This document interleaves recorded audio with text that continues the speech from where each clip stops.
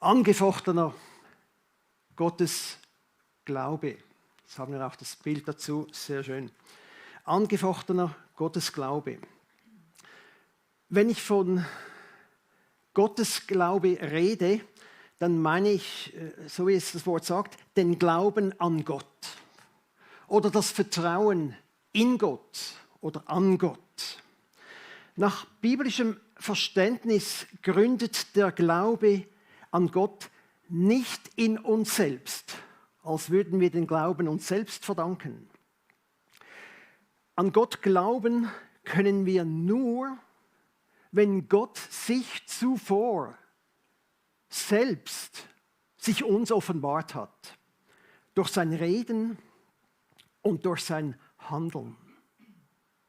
Also es ist Gottes Reden und Handeln, das in uns den Glauben und das Vertrauen in ihn und sein Wort weckt, den Glauben entstehen lässt. Also Glaube an Gott ist letztlich ein reines Geschenk von Gott und nicht Folge unserer Bekehrung.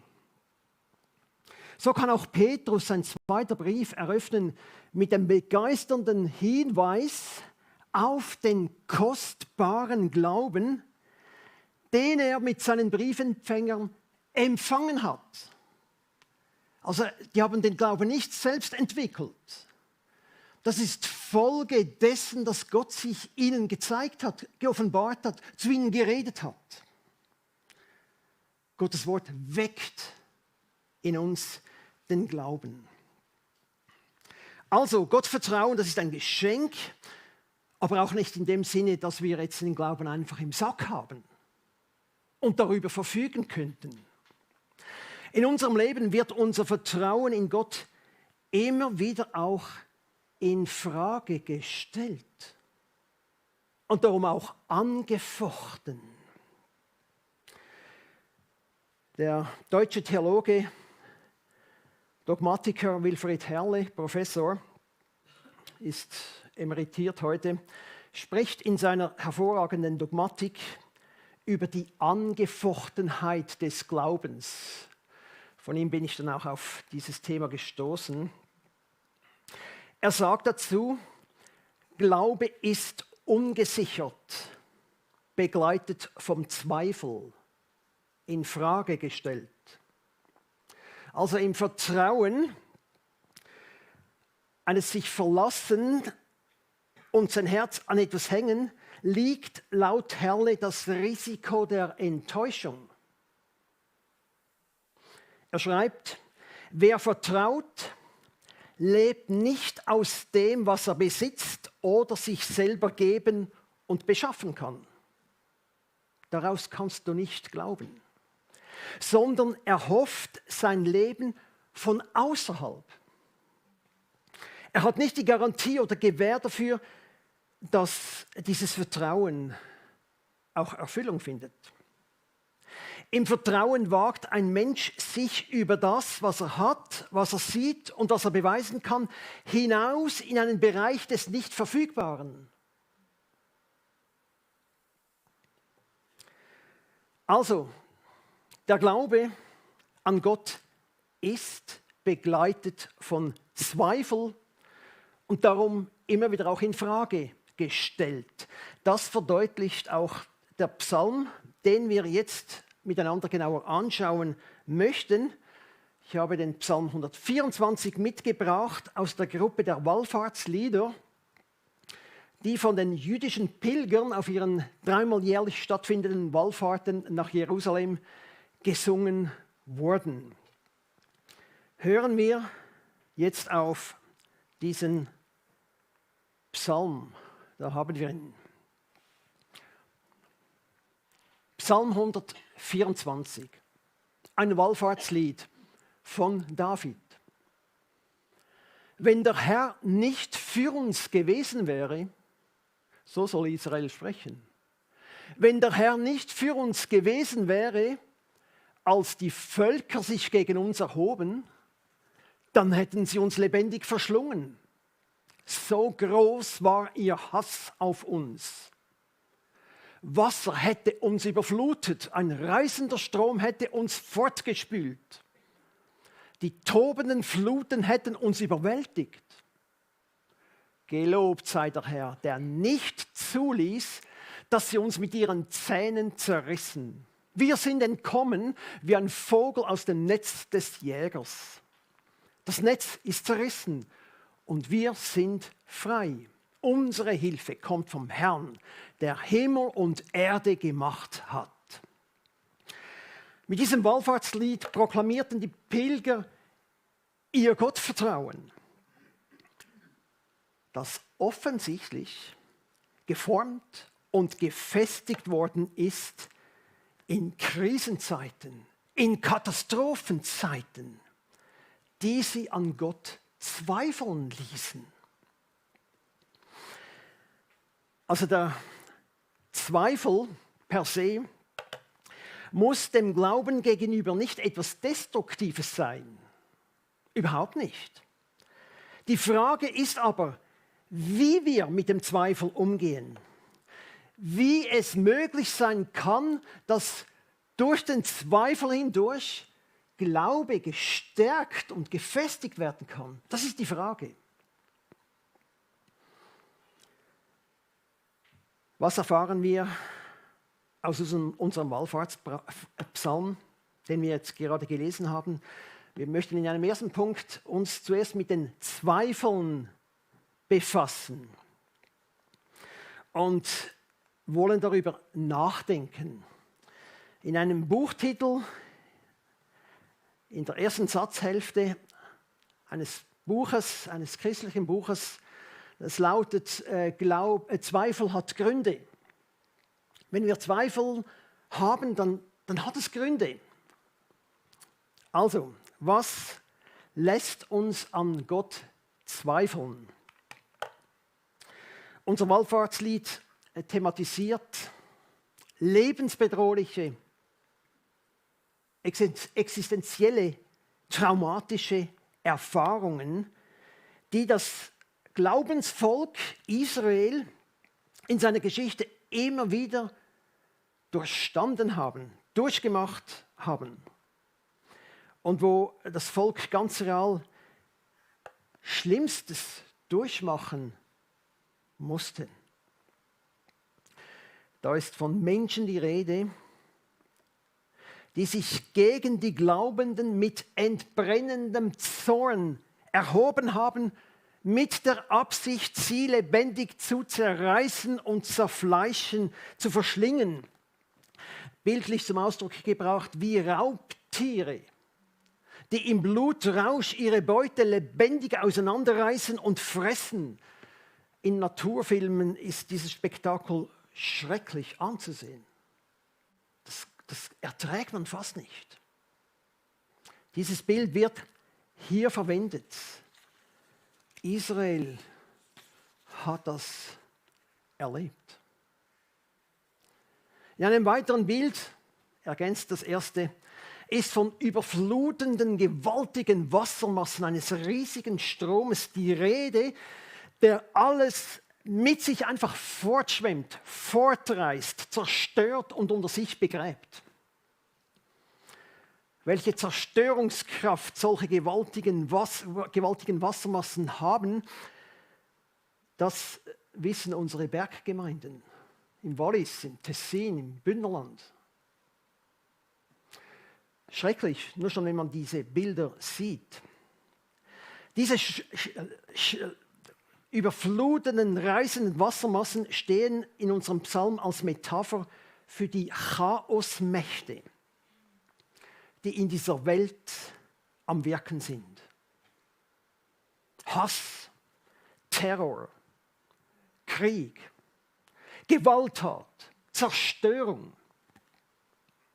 Wenn wir in unsere Welt hineinschauen, dann sehen wir die Handschrift dieser Chaosmächte, die einfach alles kaputt machen. Für Israel und Juda waren die assyrischen und babylonischen Eroberungsfeldzüge vergleichbar mit solchen reißenden Wassermassen, die sie aus ihrem Land buchstäblich weggespült, haben und ihre territoriale und staatliche Existenz vernichtet wurde.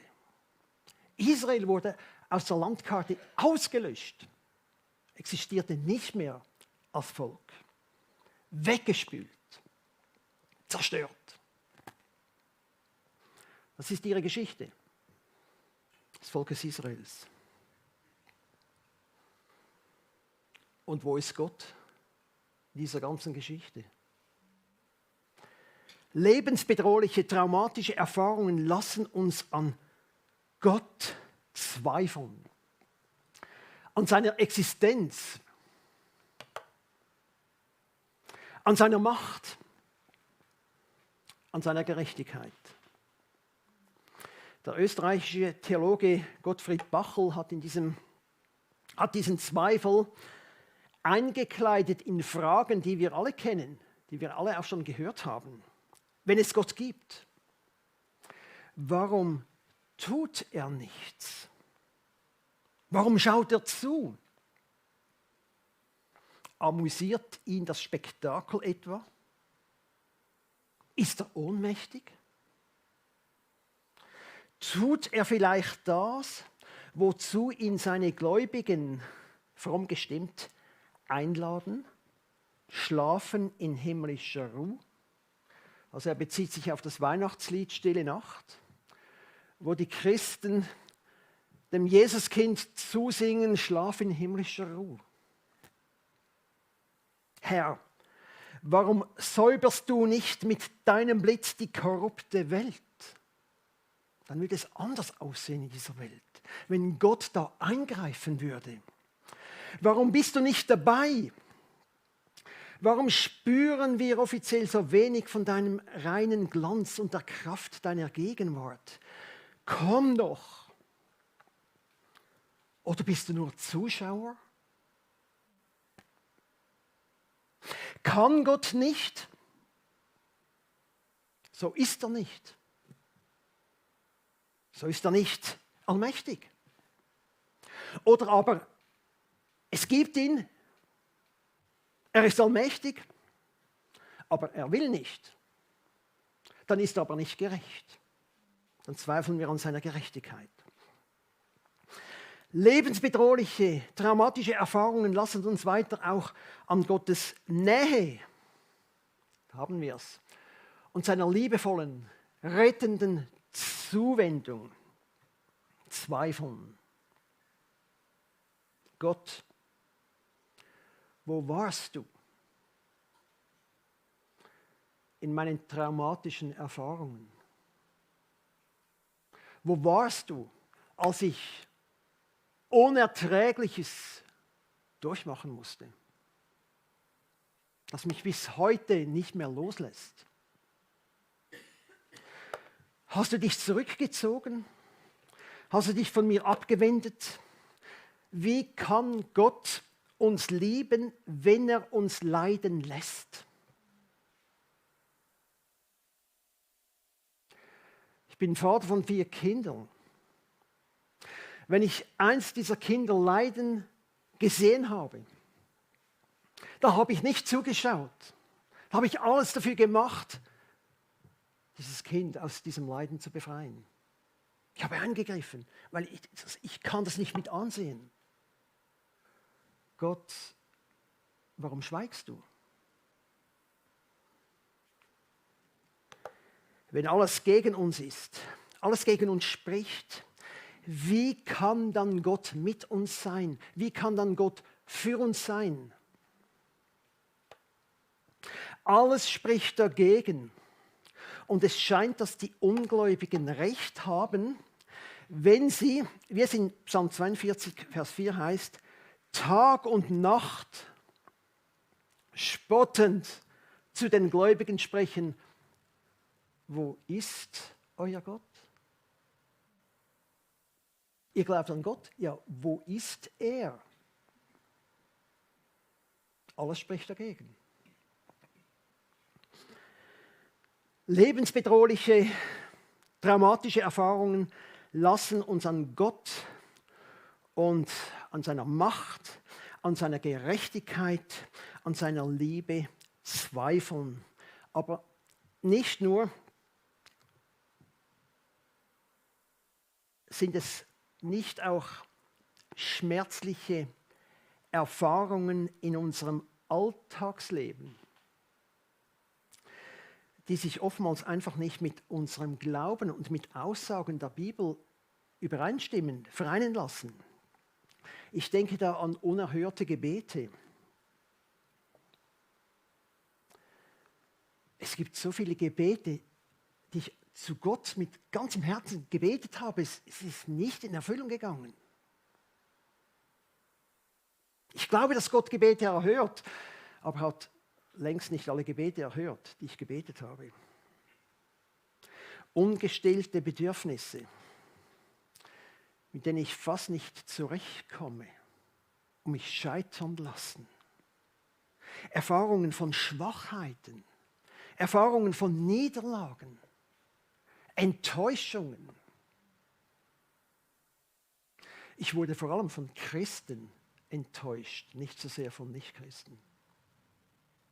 Wie geht das zusammen? Schwere, unverständliche Lebensführungen und Fügungen.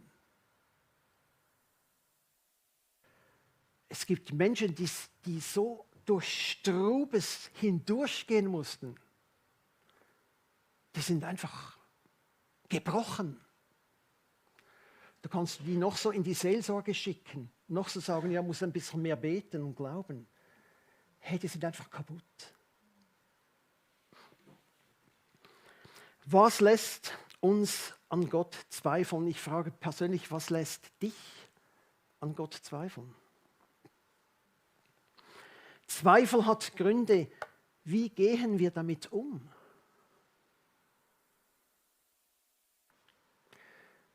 Ich komme zu einem zweiten Punkt. Zweifel hat Gründe, Glaube auch. So lautet der vollständige Titel dieses Buches. Glaube hat auch Gründe, nicht nur der Zweifel. Also, was stärkt, was kräftigt den Glauben an Gott? Wie können wir unsere Zweifel an Gott, wie können wir unseren angefochtenen Gottesglauben stärken und festigen? Ich sage, indem wir den Zweifel ernst nehmen. Indem wir dem Zweifel ein Ende bereiten. Indem wir den Zweifel zu Ende denken. Zu Ende denken. Das ist ein erster Punkt, was den Glauben an Gott bekräftigt. Denke deine Zweifel zu Ende. Genau das hat der Lieddichter David in unserem Wallfahrtslied gemacht. Er beschreibt im ersten Teil bis Vers 5, was passiert wäre, wenn Gott nicht auf der Seite Israels und für Israel dagewesen wäre. Was passiert wäre, wenn Gott nicht helfen und retten eingegriffen hätte. Also diese Argumentation hier ist klar an den Zweifel adressiert, der Gottes Präsenz in seiner Macht, in seiner liebevollen, rettenden Zuwendung in Frage stellt. Also, den Zweifel zu Ende denken. Was wäre, wenn? Denken wir einmal den Zweifel zu Ende. Was wäre, wenn es Gott nicht gäbe?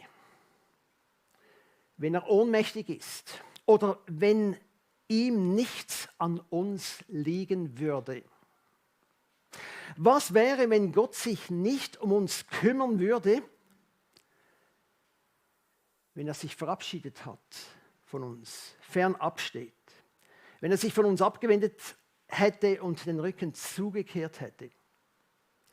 Was wäre, wenn Gott nicht für uns ist, sondern gegen uns? Wie würde es in unserem Leben und in dieser Welt aussehen, wenn Gott nicht für uns ist?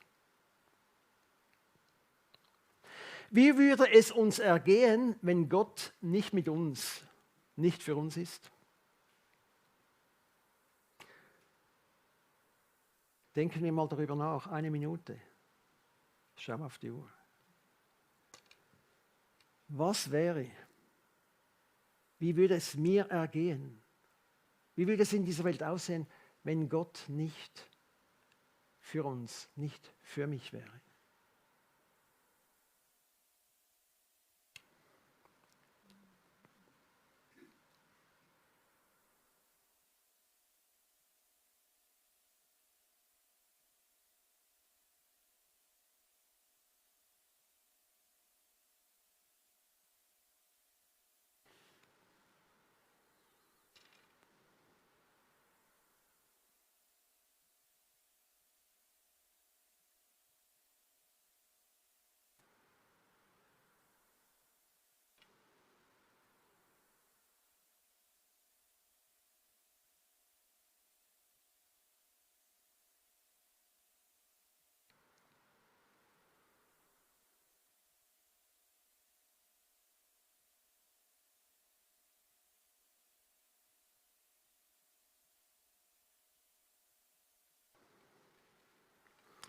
Wie würde es in unserem Leben und dieser Welt aussehen, wenn Gott nicht für uns ist, nicht für uns wäre? Dann würde die Sonne, die Gott über die Gerechte und Ungerechte scheinen lässt, nicht mehr scheinen. Auch der Regen, den Gott über Gerechte und Ungerechte fallen lässt, würde aufhören. Saat und Ernte würden aufhören. Wir könnten nicht mehr leben. Wenn Gott nicht mit uns und für uns wäre, dann gäbe es keine Liebe mehr.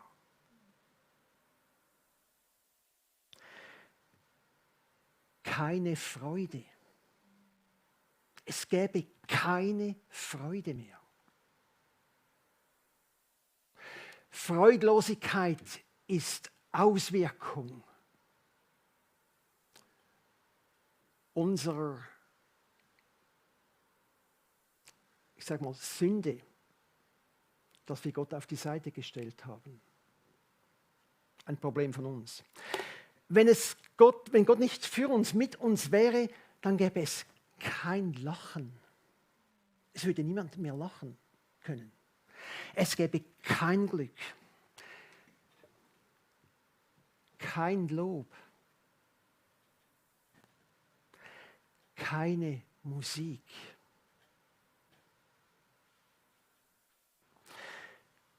Hey, wenn Gott nicht für uns ist, nicht für uns wäre, es gäbe keine Vergebung in dieser Welt.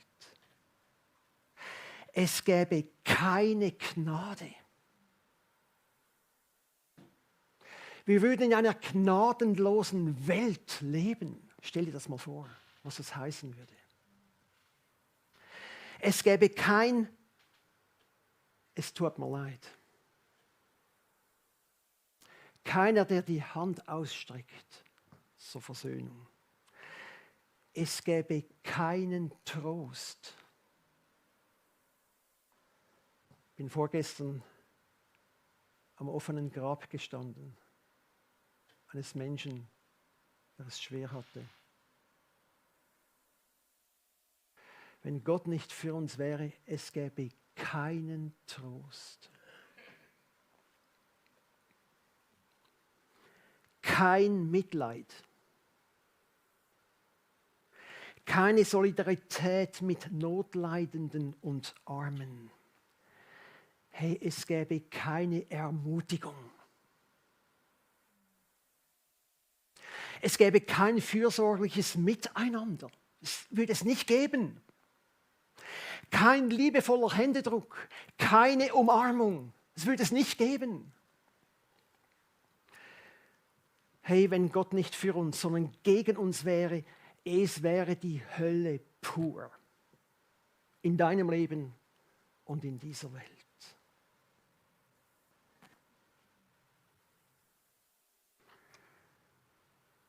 Wir können es uns nicht leisten,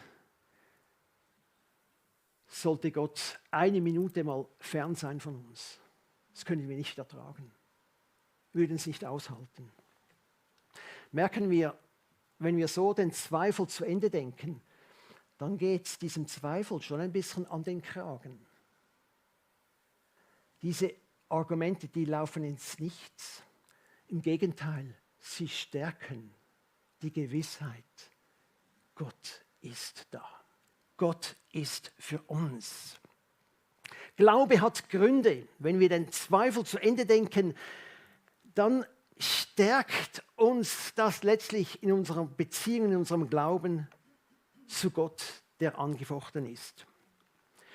Ein zweites, was den Glauben bekräftigt und stärkt, festhalten, was Fakt ist. Fakten, das sind belegbare, nachweisliche, real objektive Sachverhalte, die gültig sind, die zutreffen, egal ob ich das glaube oder nicht. Egal ob das positive oder negative Gefühle auslösen.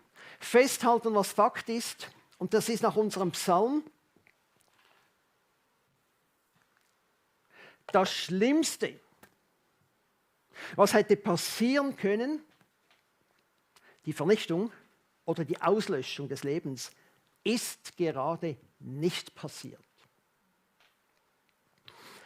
Der uns nicht gab als Raub ihrer Zähne.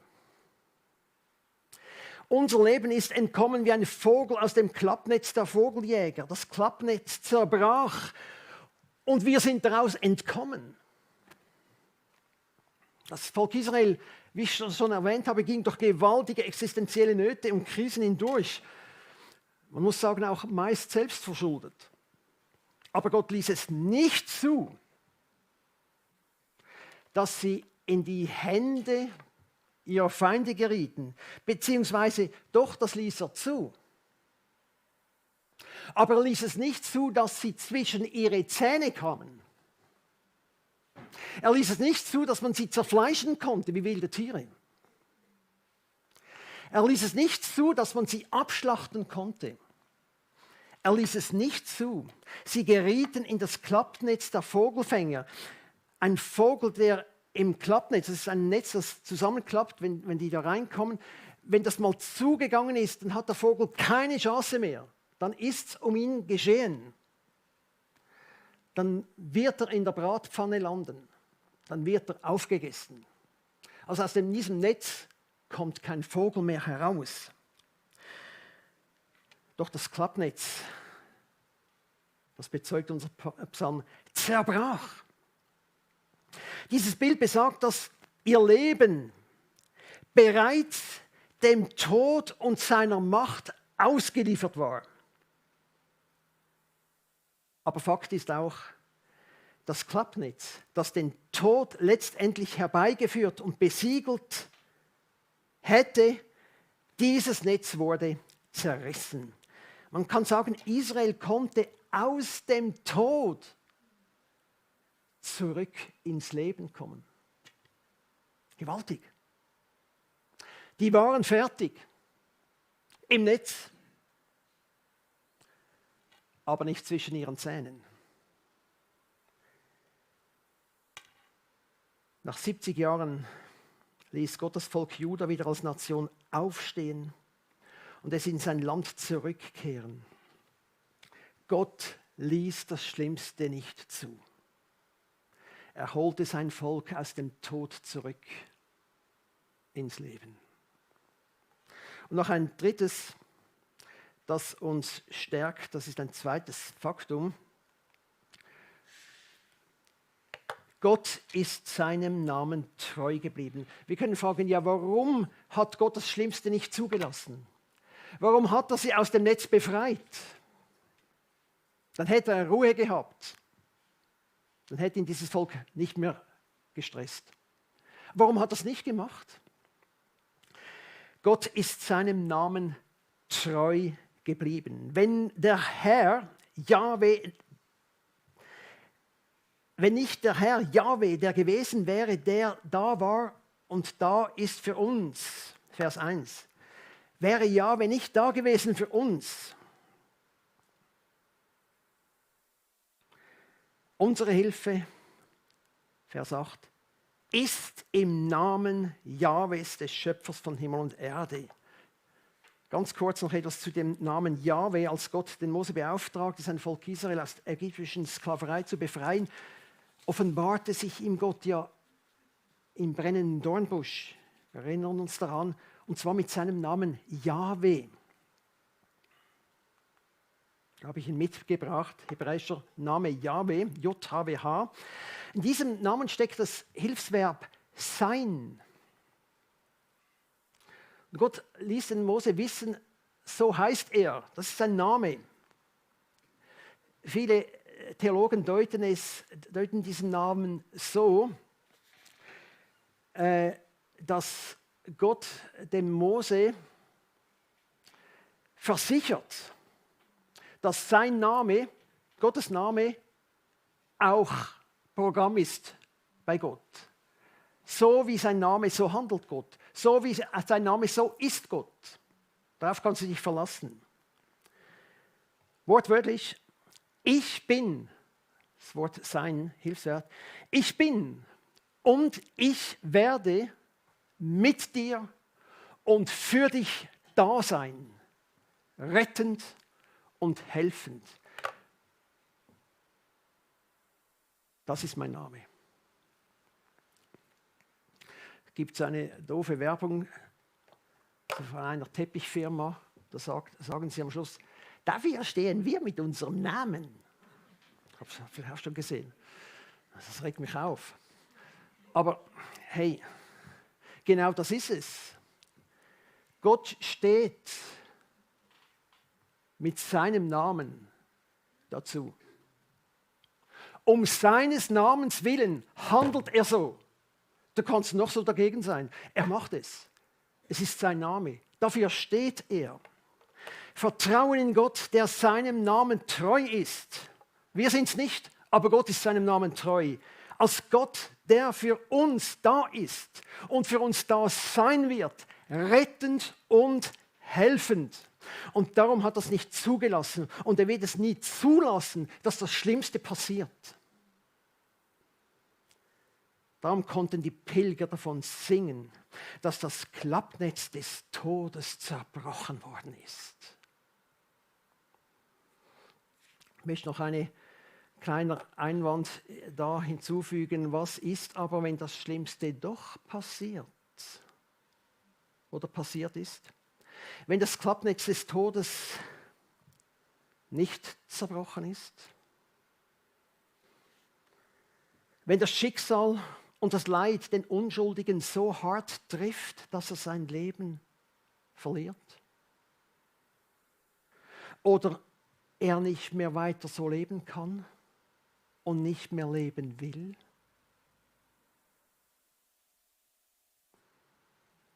Wie können wir dann noch an Gottes Präsenz und seiner liebevollen und helfenden Zuwendung glauben? Welche Gründe für den Glauben können wir dann noch ins Feld führen, wenn doch am Schluss alles kaputt gegangen ist? Eine erklärende Antwort, die uns hilft, angesichts all dem unbegreiflichen und abgrundtiefen Unrecht und Leid, Gott zu verstehen, da eine einfache Antwort gibt es nicht, das muss ich ganz klar sagen. Aber es gibt einen Grund, weshalb wir trotz dem Unbegreiflichen und unfassbar Schweren, das jeden von uns treffen kann. Es gibt einen Grund, warum wir trotzdem an Gott glauben und ihm vertrauen dürfen. Und das können wir, indem wir auf den schauen, der das Klappnetz des Todes, das Klappnetz unseres Todes, dem wir alle begegnen müssen, für uns Menschen zerbrochen hat. indem er sich selbst am Kreuz zerbrechen ließ. Auf Jesus Christus, der sich uns als Immanuel Gottes, Gott für uns, mit uns geoffenbart hat. Und so frage ich mit dem Apostel Paulus in Römer 8, 31, was wollen wir dazu noch sagen? Es gibt Dinge, da kannst du einfach nichts mehr sagen. Es passieren Dinge, da kannst du keine Erklärung bringen. Da musst du verstummen. Aber Paulus verstummt nicht. Etwas bringt er. Wenn Gott für uns ist, das ist Fakt. Ob du das glaubst oder nicht. Gott ist für dich. Wenn Gott für uns ist, wer kann dann gegen uns sein? Er, der doch seinen eigenen Sohn nicht verschont hat, sondern ihn für uns alle hingegeben hat, wie wird er uns mit ihm nicht auch alles schenken? Hey, das Kreuz, die Auferstehung Jesu, die beiden Kreuze der Auferstehung sind das stärkste Indiz für Gottes Präsenz, stärkste Indiz für seine Macht und für seine Gerechtigkeit und für seine liebevolle, rettende Zuwendung. Von diesem Geschehen her, von diesem realen Geschehen, von Kreuz und Auferstehung Jesu her, kann der Apostel Paulus bekennen, ich bin überzeugt. Vieles weiß ich nicht, vieles kann ich nicht beantworten, aber eines weiß ich. Und da bin ich felsenfest überzeugt, dass weder Tod noch Leben, weder Engel noch unsichtbare Mächte, weder Gegenwärtiges noch Zukünftiges, auch wenn in Zukunft vielleicht noch etwas ganz Schlimmes auf uns zukommt, das kann kommen. Weder Gegenwärtiges noch Zukünftiges, noch gottfeindliche Kräfte.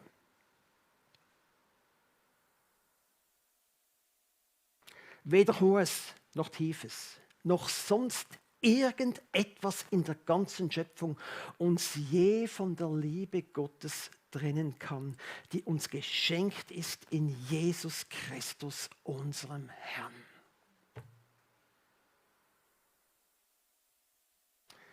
Hey, nimm diesen Vers mit. Halt dich daran. Gott hält dich. Dafür steht er mit seinem Namen. Ich komme zum Schluss. Gepriesen sei der Herr, wörtlich gesegnet sei der Herr. So endet unser Wallfahrtslied. Was Fakt ist, also dass Gott selbst das Klappnetz des Todes zerbrochen hat, dass er darum seinem Namen treu geblieben ist. Das ist die Begründung, dass er das Klappnetz zerbrochen hat. Haben die Pilger in diesem Lied von Psalm 124 festgehalten, indem sie Gott zusangen, ihn gepriesen haben, ihn gesegnet haben, indem sie für seine Rettung, für seine Hilfe, für seine Treue gedankt haben, ihn gelobt haben, ihn gepriesen haben. Ihr Lieben, das stärkt unseren Glauben ungemein, wenn wir ihn, Gott, in unserer Dankbarkeit proklamieren und bekennen. Im Gottesdienst, in der Gemeinschaft der Glaubenden, aber ich sage auch bewusst im Alltag, unter den Gottsuchenden, unter den Verzweifelten, unter den Zweifelnden, auch unter denen, die nicht glauben können oder glauben wollen. Gott ehren, Gott danken für das, was er ist. Amen.